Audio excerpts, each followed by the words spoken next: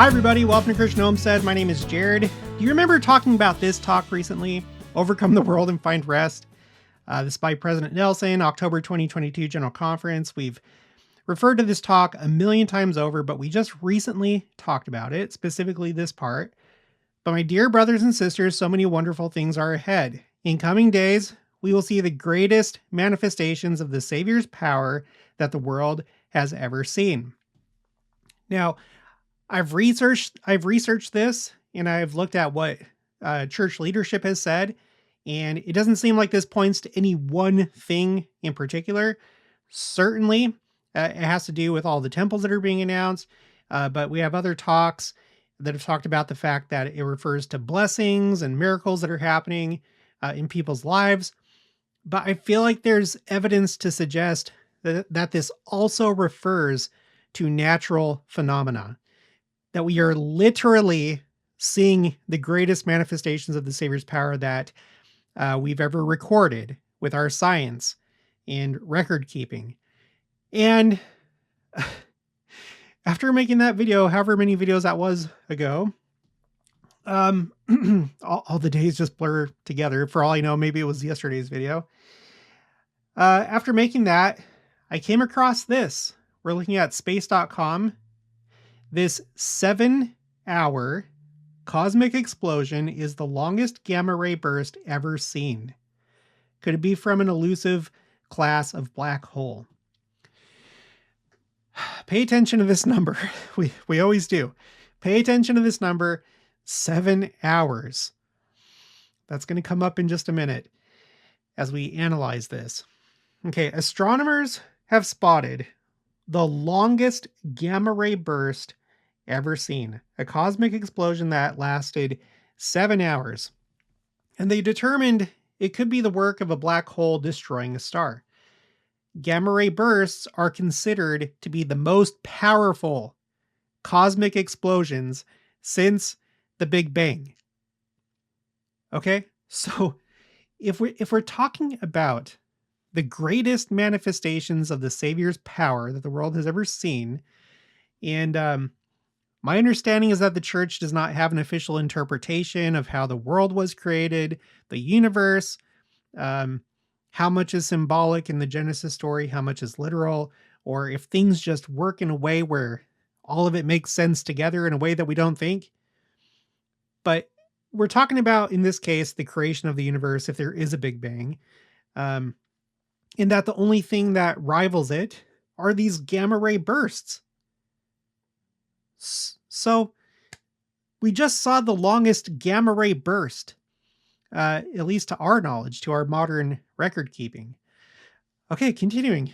But when GRB 250702b was first detected on July 2nd, 2025 by NASA's Fermi Gamma Ray Space Telescope, it quickly stood out among around 15,000 gamma ray bursts detected thus far. I highlighted that because that means that this is very, very, very, very, very unlikely. 1 in 15,000 that we've observed and measured and recorded. The blast could be the result of an elusive intermediate mass black hole devouring a star. The record-breaking GRB, I should have highlighted that. Somehow I just missed things. The record-breaking.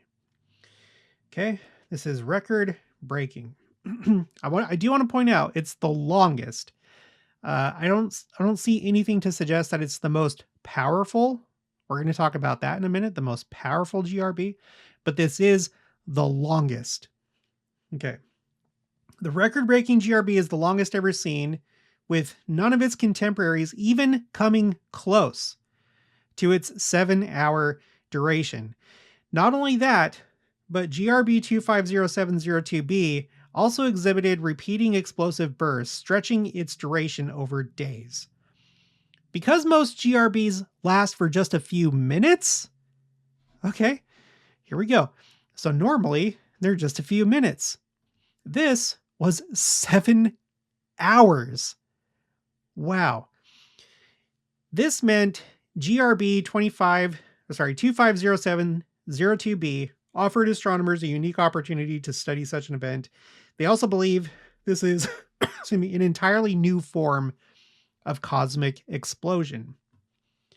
Now, I don't know what that means. I don't think the article expanded on that. If they think it's like something other than a GRB or like a different class of GRB. I didn't see any of that in the article, but I'd be interested to know.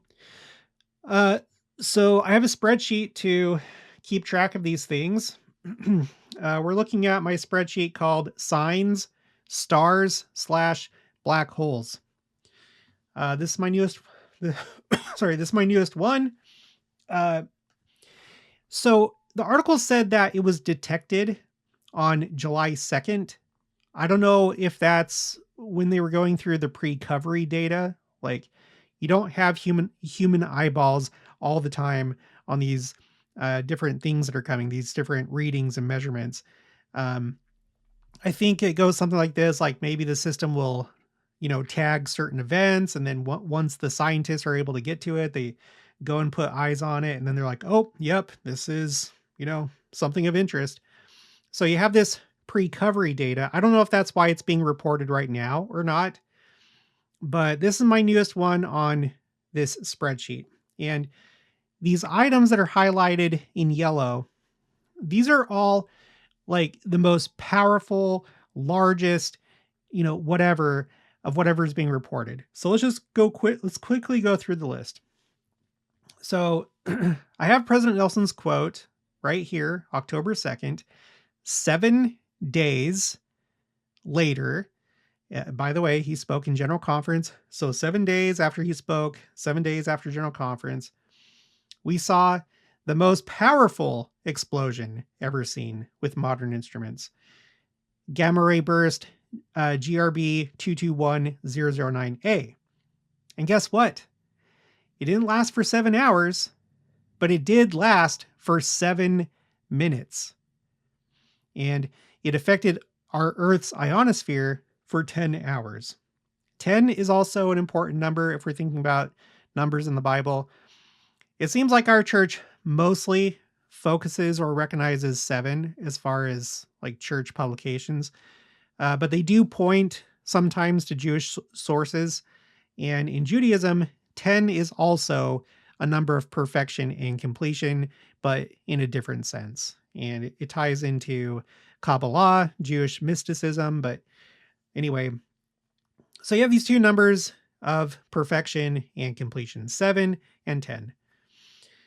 Okay, so President Nelson spoke. He said that this is what we were going to see, the most powerful manifestations of the Savior's power the world has ever seen.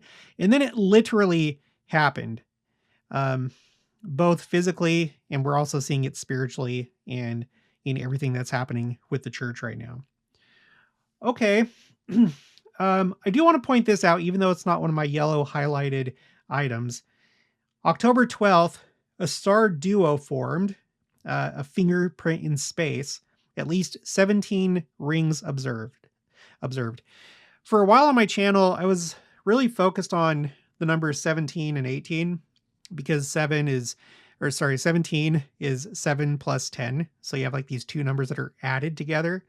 If you times them together, you get 70, and 70 is clearly an important number, but I've always wondered if adding them together, if that means anything. President Nelson was our 17th president of the church. And now we have President Oaks. He's the 18th. But let me just show you this really quick, just because I don't know if this is a sign for President Nelson. There's been a lot of signs in the heavens that seem to correspond specifically to him, especially with the moon. But here's what it's talking about. Here's the rings. These are like rings of dust in space that look like a fingerprint. So they observed that. Okay, 2023, Betelgeuse, which is like the brightest star of the Orion constellation, one of the shoulder stars, it began shining 150% its usual brightness, moving from the 10th, there's that number again, moving from the 10th brightest star in the sky to the 7th. And then its bright to dim cycle sped up to twice as fast as usual. In May, the most powerful solar flare ever recorded in star system V1355 Orionis. So not from our sun, but from somebody else's sun. In October of that year, Vela pulsar, highest ever energy from gamma rays from a pulsar discovered. November of that year, most massive black hole merger ever discovered to date with signal GW231123. The resulting black hole was 225 solar masses. When we covered that story, it was basically saying this was huge, what happened, literally. Okay, 2024, a paper was published. I don't know the exact date when this happened, but the paper was published in February 2024. Universe's brightest object discovered. Quasar J0529-4351. Brightest and fastest growing quasar. Okay, now we have the newest item that we're talking about, GRB 250702b, the longest ever recorded GRB. And then the most recent one, or at least when the paper was published, we have the largest flare, nicknamed Superman, from a supermassive black hole observed. So not to be confused with a solar, like a regular, like a solar flare from a star, but from a black hole.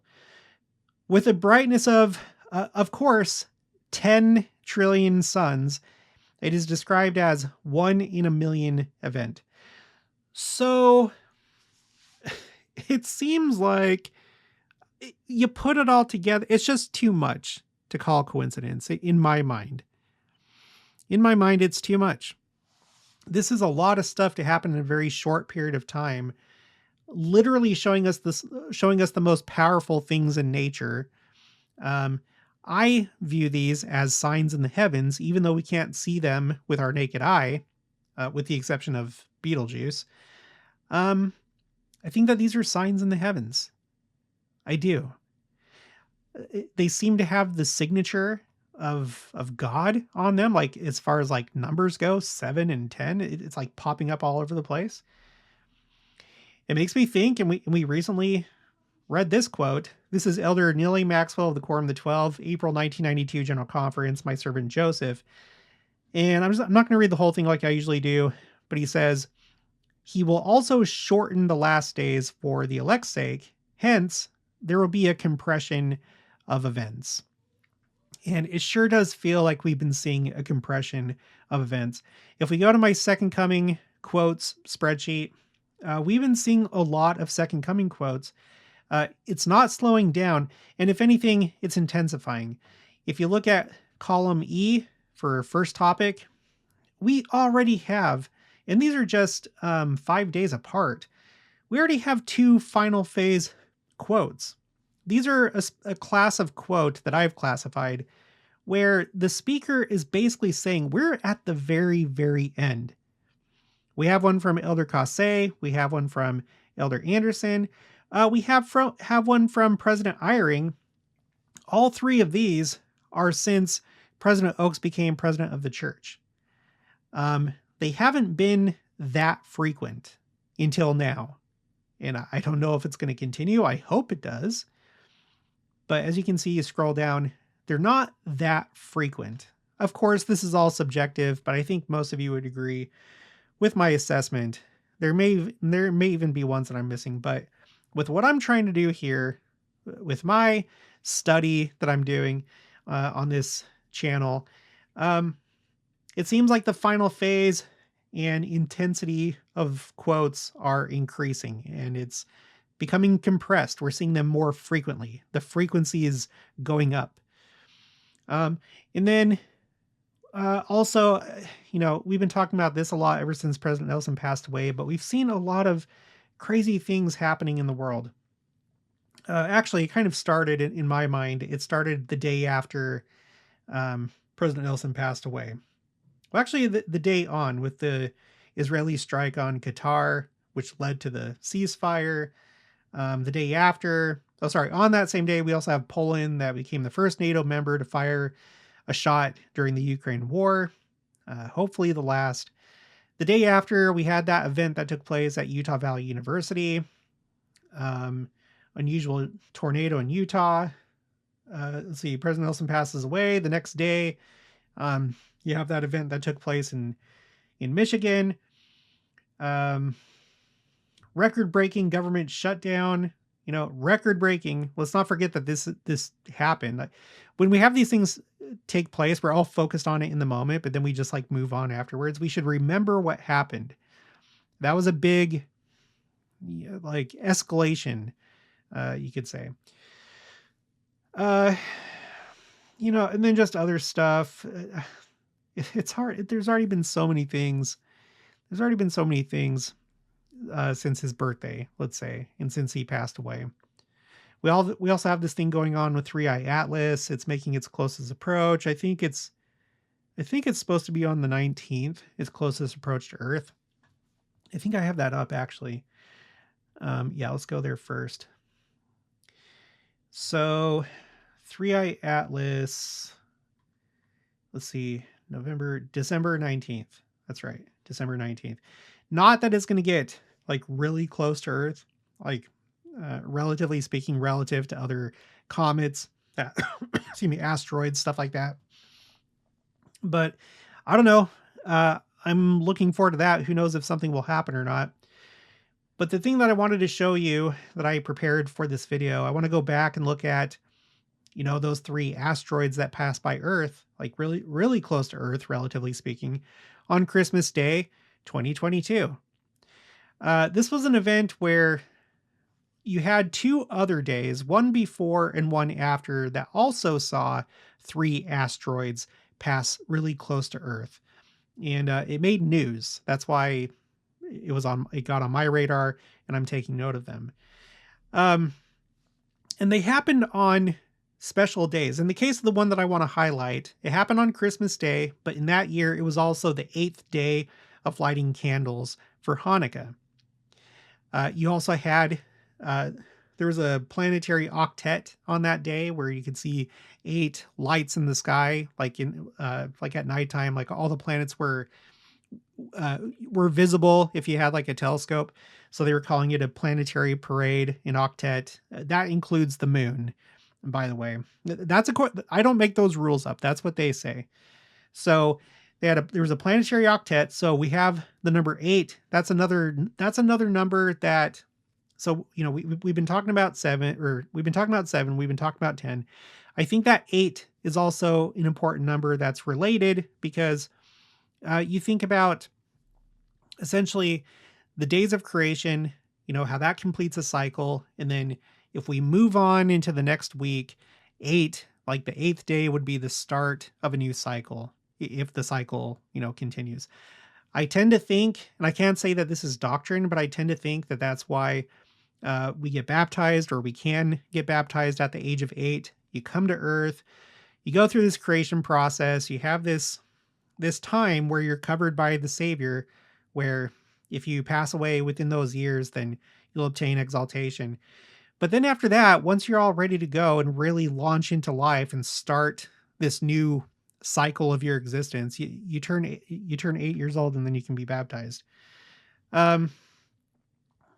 Okay, so, and then the last thing, talking about 8, but also talking about 10 again, let's go back to the year 2018. Okay, President Nelson's first year as president of the church. A couple months after he became president of the church, right here on January 14th, 14 is 2 times 7. So a couple months later, there was a mysterious radio signal from space called Gleam X J1627. It was a repeating signal that repeated every 18 minutes and 18 seconds. And that went, let's see. Sorry. I had that backwards. It happened sometime in January, but I don't have a date for that at the moment. I don't know exactly when it ended, but the month that President Nelson became president of the church, it started, and then it lasted until March. So 18, coincidence? Maybe. I don't tend to think so, but I also don't pretend to know what the interpretation is for sure. I have some ideas, but I'm not going to say anything definitively. But I do think about President Oaks when I think about 18, but just because he's the 18th president of the church. And maybe he's going to be the one that takes us into the next phase. You know, you have all these sevens that are associated with the second coming. You think about the book of Revelation. And when you read in the church manuals, they talk about how, well, 7 represents completion, and this is going to be the completion of this 6,000 years. Even though we still have another a 7,000 years to go, the last 1,000 years. But I don't know, maybe it makes sense. Moving into the next cycle, the next phase, maybe it has something to do with that. But anyway,